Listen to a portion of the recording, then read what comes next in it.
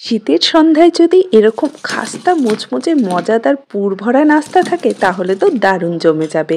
একদম সহজ পদ্ধতিতে অনেকগুলো লেয়ার সহ একটা নতুন রকমের নাস্তার রেসিপি আজকে আপনাদের সাথে শেয়ার করব, যেটা ঘরে থাকা সামান্য কিছু উপকরণ দিয়ে কিন্তু আপনারা খুব সহজে তৈরি করে নিতে পারবেন। সবজি খেতে কিন্তু বাচ্চারা একদমই পছন্দ করে না, তাই আজকে এই শীতের সবজি দিয়ে একদম নতুন স্বাদের পুরভরা এই নাস্তাটা যদি একবার তাদের বানিয়ে খাওয়ান তাহলে কিন্তু তারা বারবার এটাই বানাতে বলবে। আর শুধু ছোটরা কেন, বড়রা কিন্তু খুব মজা করে এটা খাবে। তো হ্যালো এভরিওয়ান, কেমন আছেন আপনারা সবাই? আশা করি আপনারা সবাই ভালো আছেন and welcome to my channel. তো আজকের এই রেসিপিটা যদি আপনাদের ভালো লেগে থাকে অবশ্যই লাইক আর শেয়ার করবেন, আর আমার চ্যানেলে নতুন এসে থাকলে চ্যানেলটাকে সাবস্ক্রাইব করে নেবেন। চলুন তাহলে আর দেরি না করে ঝটপট বানিয়ে নিই এই মজাদার নাস্তা। তো প্রথমে একটা মিক্সিং বোলে আমি নিয়ে নিচ্ছি 2 কাপ ময়দা। আপনারা চাইলে আটা দিয়েও এটা তৈরি করে নিতে পারেন, বা চাইলে আটা ময়দা দুটো মিশিয়েও কিন্তু এটা বানিয়ে নিতে পারবেন। এখন দিয়ে দিচ্ছি এর মধ্যে হাফ চামচের মতো লবণ, আর তার সাথে 1 চামচ চিনি দিয়ে দিচ্ছি। এখন সব শুকনো উপকরণগুলোকে খুব ভালো করে একটু মিশিয়ে নিচ্ছি, আর তারপর এর মধ্যে দিয়ে দিচ্ছি 2 টেবিল চামচ সাদা তেল। এখানে আপনারা চাইলে ঘিটাও ব্যবহার করতে পারেন। তো হাত দিয়ে খুব ভালো করে এভাবে ঘষে ঘষে সাদা তেলের সাথে ময়দাটাকে মিশিয়ে নিতে হবে। তো যখন দেখবেন যে এইভাবে হাতে নিয়ে মুঠ করলে দলা পেকে যাচ্ছে, তো বুঝবেন যে ময়ামটা একদম পারফেক্ট হয়েছে। তো এখন এর মধ্যে আমি অল্প অল্প করে জল দিয়ে একটা ডো তৈরি করে নেব। এখানে কিন্তু আমি নর্মাল জলটা নিয়েছি, কোনো রকম গরম বা ঠান্ডা জল নিইনি। তো খুব ভালো করে অল্প অল্প করে আর কি জলটা দিয়ে একটা ডো তৈরি করে নিতে হবে। খেয়াল রাখবেন ডোটা কিন্তু খুব বেশি সফট করা যাবে না, একটা সেমি সফট ডো তৈরি করতে হবে। দেখুন ঠিক এরকম। তো এখন এই ডোটার উপরে আমি সামান্য একটু তেল লাগিয়ে দিচ্ছি, যাতে উপরের লেয়ারটা ড্রাই না হয়ে যায়। আর এটাকে আমরা ঢাকা দিয়ে রেস্টে রেখে দেব 10 মিনিটের জন্য। ততক্ষণ চলুন আমরা পুরটা তৈরি করে নিই। তো প্রথমে আমরা একটা ভাজা মশলা তৈরি করব। তার জন্য এখানে একটা শুকনো লঙ্কা নিয়ে নিলাম, তার সাথে 1 টেবিল চামচ দিয়ে দিলাম ধনিয়া, গোটা ধনিয়া, আর 1 চা চামচ দিয়ে দিচ্ছি জিরে, আর এর সাথে দিয়ে দেব 1 চা চামচ মৌরি। এখন সব কিছুকে একদম গ্যাসের ফ্লেমটা লোতে করে দিয়ে হালকা একটু আমাদের ভেজে নিতে হবে। খেয়াল রাখবেন কোনো মতে এটাকে পুড়িয়ে ফেলবেন না, তাহলে কিন্তু মশলার সেন্টটাই নষ্ট হয়ে যাবে। তো লো ফ্লেমে 2 মিনিটের মতো এভাবে নাড়াচাড়া করে নিলেই দেখবেন যে হালকা একটু লাল হয়ে এসেছে, আর খুব সুন্দর একটা গন্ধ বেরিয়ে আসবে। তো তখনই আমাদের গ্যাসের ফ্লেমটা অফ করে দিতে হবে, আর এই গরম অবস্থায় মশলাটাকে আমাদের গ্রাইন্ড করে নিতে হবে মিক্সার জারে। তো এটাকে আমি গ্রাইন্ড করে সাইডে রেখে দেব। আর এই একই ফ্রাই প্যানে আমি নিয়ে নিচ্ছি এখন 2 চামচ সাদা তেল। খুব বেশি তেলেরও কিন্তু প্রয়োজন নেই। তো সাদা তেলটাকে হালকা একটু গরম করে নেব, আর তারপর এর মধ্যে আমি দিয়ে দিচ্ছি আদা আর কাঁচা লঙ্কা বাটা।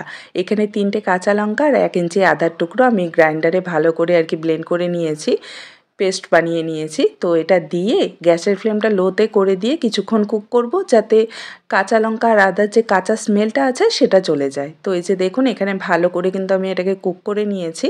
তো এখন আমরা এর মধ্যে অ্যাড করে দেব সবজি। তো এখানে আমি গাজর আর মটরশুঁটি প্রথমে অ্যাড করে দিচ্ছি। গাজরটা কিন্তু আমি ছোট ছোট কিউব করে কেটে নিয়েছি, আর দুটোই কিন্তু আমি আগে থেকে সেদ্ধ করে নিয়েছি, ঠিক আছে? আপনারা চাইলে কাঁচাটাও ব্যবহার করতে পারেন, কিন্তু টাইমটা বেশি লাগবে কুক করতে আর কি, পুরটা বানাতে। তো কিছুক্ষণ এই গাজর আর মটরশুঁটিটাকে আমরা ভেজে নেব মশলাটার সাথে, আর তারপর এর মধ্যে দিয়ে দেব সেদ্ধ করা আলু। এখানে আমি 2টো মিডিয়াম সাইজের আলু সেদ্ধ করে হালকা একটু ম্যাশ করে নিয়েছি। তো এখন এটাকেও খুব ভালো করে ভেজে নেব, আর এই সময় কিন্তু গ্যাসের ফ্লেমটা মাঝারি আঁচে রাখতে হবে, ঠিক আছে? মিডিয়াম ফ্লেমে রাখতে হবে। তো ভালো করে এটাকে আমি একটু মিশিয়ে নিলাম আলুটাকে সবজির সাথে। তো এখন দিয়ে দিচ্ছি স্বাদ মতো লবণ, আর হাফ চা চামচ দিয়ে দিচ্ছি হলুদ গুঁড়ো। তো ব্যাস, এখানে কিন্তু খুব বেশি মশলাপাতির আর কি দরকার নেই, ঝটপট তৈরি হয়ে যায়। তো মিডিয়াম ফ্লেমেই এটাকে আমরা আবারও খুব ভালো করে মিশিয়ে নেব আর কি, ভেজে নেব, খুব ভালো করে এটাকে কুক করে নেব। তো এই যে দেখুন এখানে কুক করে নিয়েছি, আর এটা কিন্তু অনেকটাই সফট হয়ে গেছে সবজিগুলো। তো এখন এর মধ্যে আমি দিয়ে দিচ্ছি ওই ভাজা মশলা। তো এখানে 2 টেবিল চামচের মতো ভাজা মশলা হয়েছে, পুরোটা আমাদের লাগবে না। আমি এখানে 1 টেবিল চামচের মতো মশলাটা দিয়ে দিচ্ছি। তো আপনারা যদি বেশি পরিমাণে তৈরি করেন তো মশলাটা পুরোটাই দিয়ে দিতে পারবেন। এর সাথে আমি হাফ চা চামচ গরম মশলা দিয়ে দিলাম। এখন সব কিছুকে জাস্ট 1 মিনিটের মতো আমরা মিডিয়াম ফ্লেমে কুক করে নেব। এখানে চাইলে আপনারা ধনেপাতা ব্যবহার করতে পারেন, মানে দিয়ে দিতে পারেন। আমি ধনেপাতা ছাড়াই এটা বানাচ্ছি। এটা খেতে কিন্তু অসম্ভব মজাদার হয়। একবার কিন্তু অবশ্যই ট্রাই করে দেখতে পারেন। তো এই যে দেখুন 1 মিনিটের মতো আমি এটাকে ভেজে নিয়েছি আর আমাদের পুরটা কিন্তু একদম রেডি হয়ে গেছে, ঝটপট তৈরি হয়ে যায়। তো এটাকে এখন সাইডে রেখে পুরোপুরি ঠান্ডা করে নেব। তো অন্যদিকে আমরা একটা মিশ্রণ তৈরি করব, মানে পেস্ট বানাবো। তার জন্য এখানে আমি 3 টেবিল চামচ ঘি নিয়েছি, আপনারা চাইলে সাদা তেল নিয়ে নিতে পারেন। এখন 3 চামচ আমি এখানে কর্নফ্লাওয়ার দিচ্ছি। যতটা ঘি নিয়েছি ঠিক ততটাই কিন্তু এখানে কর্নফ্লাওয়ার দিচ্ছি। আর কর্নফ্লাওয়ার যদি না থাকে কোনো অসুবিধা নেই, ময়দা নিয়ে নেবেন। তো এখন এটাকে আমাদের ভালো করে মিশিয়ে নিতে হবে। খেয়াল রাখবেন কোনো রকমের যেন দলা না পেকে থাকে, খুব ভালো করে এটাকে মিক্স করে নিতে হবে। আর এটার ঘনত্বটা আমি আপনাদের দেখিয়ে দিচ্ছি, খুব বেশি পাতলাও হবে না, আবার খুব বেশি কিন্তু ঘনও হবে না, ঠিক এরকম একটা আমাদের পেস্ট তৈরি করে নিতে হবে। তো এটাকেও আমরা একটু সাইডে রেখে দিচ্ছি। এখন এদিকে 10 মিনিট হয়ে গেছে, আমি ডোটা রেস্টে রেখেছিলাম আর এটা কিন্তু অনেকটাই সফট হয়ে গেছে। তো আবারও একটু এই ডোটাকে আমি মেখে নিচ্ছি আর এটার থেকে আমি 5টা লিচি কেটে নেব। তো এই যে দেখুন সমান সাইজের 5টা লিচি কেটে নিয়েছি। একটা লিচি তুলে নিলাম আর বাদ বাকিগুলো ঢেকে সাইডে রেখে দিলাম। এখন সারফেসে সামান্য একটু ময়দা বা কর্নফ্লাওয়ার লাগিয়ে নেবেন আর একটা রুটি বেলে নিতে হবে। একদম পাতলা করে কিন্তু রুটিটাকে বেলতে হবে, যতটা পাতলা আর কি বেলা যায়। শেপ নষ্ট হয়ে যাক কোনো অসুবিধা নেই। তো এই যে দেখুন আমি একদম পাতলা করে কিন্তু বেলে নিয়েছি, দেখেই বুঝতে পারছেন। তো এখন আমরা যে ঘি আর কর্নফ্লাওয়ারের মিশ্রণটা তৈরি করেছিলাম সেটা এর উপরে খুব ভালো করে লাগিয়ে দিতে হবে। খেয়াল রাখবেন খুব বেশি পরিমাণে কিন্তু এই মিশ্রণটা দেওয়া যাবে না, ঠিক ততটাই দেবেন যাতে পুরো রুটিটা কাভার হয়ে যায়, ঠিক আছে?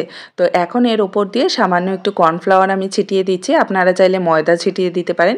আর এটাকে এভাবে ভাঁজ করে নিচ্ছি। ভাঁজটা না আপনারা একটু দেখে বুঝে নেবেন। তো এই ভাঁজের উপরেও আমি আবারও ওই মিশ্রণটা লাগিয়ে দিলাম আর তার উপর দিয়ে আবারও ওই একই কর্নফ্লাওয়ার দিয়ে এটাকে আরও একটা আর কি ভাঁজ করে নিলাম, ঠিক আছে? তো এখন এটাকে এভাবে লম্বালম্বি একটু হালকা হাতে বেলে নেব, খুব জোরে কিন্তু প্রেস করে বেলা যাবে না, একদম হালকা হাতে বেলে নিতে হবে। আর আবারও এটার উপরে আর কি এই লেয়ারটার উপরে ওই মিশ্রণটা লাগিয়ে দিতে হবে আর তার সাথে সামান্য একটু কর্নফ্লাওয়ার ছিটিয়ে দিতে হবে, ঠিক আছে? তো এখন এটাকে এক সাইড থেকে রোল করব আর খেয়াল রাখবেন একদম ঠেসে ঠেসে এটাকে রোল করতে হবে, চেপে চেপে, যাতে ফাঁকা না থেকে যায়। আর শেষের অংশটার মধ্যে সামান্য একটু জল লাগিয়ে এটাকে সিল করে দিতে হবে। তো এখন একটা চাকু দিয়ে এভাবে মাঝ বরাবর এটাকে দুটো ভাগ করে নিচ্ছি আর কত সুন্দর লেয়ারগুলো বোঝা যাচ্ছে, আপনারা দেখেই বুঝতে পারছেন। তো একটা ডো নিয়ে আর কি লেচি নিয়ে এটাকে আমরা হালকাভাবে একটু বেলে নেব, খুব বেশি কিন্তু পাতলা করব না, একটু মোটাই রাখবো। আমি আপনাদের দেখিয়ে দিচ্ছি ঠিক কতটা মোটা আমি রেখেছি। তো এরকম মোটা করে কিন্তু এটা রাখতে হবে। আর আমরা যে পুরটা তৈরি করেছিলাম সেটা যতটা আর কি দেওয়া যায় ততটা দিয়ে এটাকে আমাদের বন্ধ করে দিতে হবে। যেমনভাবে আমরা পিঠা, পুরভরা পিঠা বা কি বলবো কচুরি তৈরি করি, সেভাবেই এটাকে খুব ভালো করে সিল করে দিতে হবে যাতে ভাজার সময় খুলে না যায়। তো ব্যাস একটা আমাদের তৈরি হয়ে গেল নাস্তা। তো এভাবে আমি সবগুলো তৈরি করে নিয়েছি আর দেখুন কতটা সুন্দর লেয়ার এখনই বোঝা যাচ্ছে। তো এগুলোকে আমরা ভেজে নেব। তার জন্য একটা ফ্রাই প্যানে আমি পরিমাণ মতো তেল একদম হালকা গরম করেছি। আপনারা দেখেই বুঝতে পারছেন তেলটা একদমই হালকা গরম আছে, ছোট ছোট বাবল বেরোচ্ছে। এভাবেই লো ফ্লেমে এটাকে কুক করতে হবে একটা পাশ। তো যখন দেখবেন যে একটা পাশ মোটামুটি কুক হয়ে গেছে তখন হালকাভাবে এটাকে উল্টে দিতে হবে।